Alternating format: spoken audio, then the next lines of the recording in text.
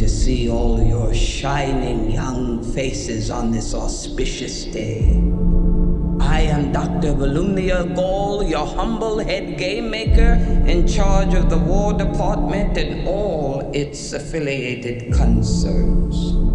I am honored to introduce to you the creator of the Hunger Games themselves, Dean Casca Highbottom. I have summoned you all here today for the 10th annual reaping ceremony, in which we choose 2 children from each district, throw into the capital arena to fight to the death in the Hunger Games.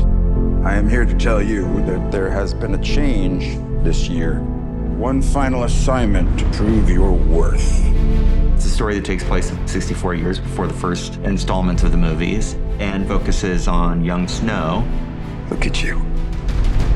Your makeshift shirt and your too tight shoes, trying desperately to fit in when I know the Snows don't have a pot to piss in. Snow is being groomed to become the man he becomes.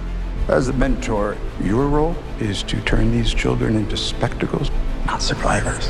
Persuade them to perform for the camera.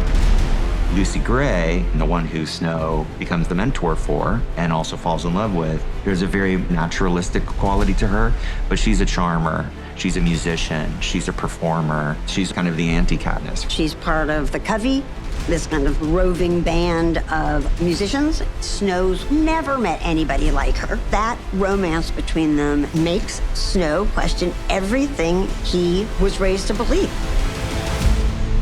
I think there's a natural goodness born into us all. You know, really, you can either cross that line into evil or not. And it's our life's work to stay on the right side of that line. Part of the love story starts to fall apart, and that is part of the creation of who he becomes. It's the things we love most that destroy us. Most everybody that I work with is coming back. Trish Somerville is doing the costumes for this movie. Joe Willems, who shot Catching Fire, the Mockingjays. The one new person that I'm really excited about is Uli Hanisch, who's the production designer. We talked about the sort of look and the feel of the movie. The visuals of this movie will be very different than Mockingjay, but there's real consistency in terms of the Capitol architecture.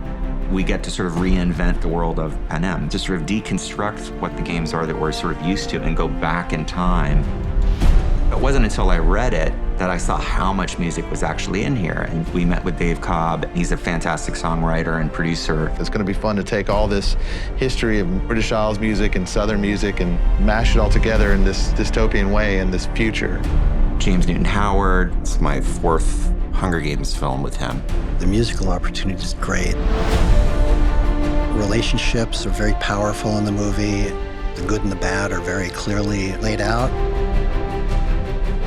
For James and I, it was really fun to explore a new sound for the Hunger Games. Sometimes it's foot stomping and rousing, and sometimes it's haunting, mysterious, and a lot of that is based on the kind of period of the movie itself. But there's going to be some familiar elements as well. Hanging Tree is back in a completely different iteration and treatment. Here, we get to see Lucy Gray coming up with it for the first time.